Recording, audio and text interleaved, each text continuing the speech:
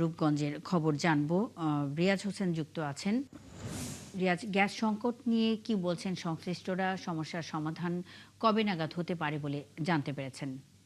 যে 18 জুলাই থেকে কিন্তু গ্যাসের যে সংকট সেটা কিন্তু ব্যাপক আকার রূপ ধারণ করেছে, যে কারণে কিন্তু রূপগঞ্জে 16টি ফিলিং স্টেশনের মাধ্যমে কিন্তু 5টি সিএনজি ফিলিং স্টেশন রয়েছে। সেখানে কিন্তু 5টির মাঝে সবমাত্র আজকে যেটা আপনি জানতে পারলাম, সকাল থেকে 2টি সিএনজি স্টেশনে কিন্তু গ্যাস দেওয়া হচ্ছে, তাও একেবারে সবেমাত্র একেবারে কম প্রেসারে।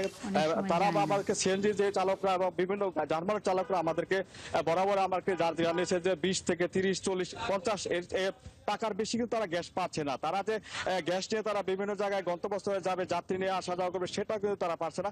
তো সংশ্লিষ্ট কর্তৃপক্ষের সাথে আমরা এ ব্যাপারে কথা বলেছি। তারা আমাদেরকে জানিয়েছেন যে গ্যাসের যে ত্রুটিরা রয়েছে মহেশখালীর যে এলএনজি স্টেশনে টার্মিনাল, সেখানে তারা নাকি বলছে যে বিশেষজ্ঞ টিম আছে, তারা কাজ করে যাচ্ছে।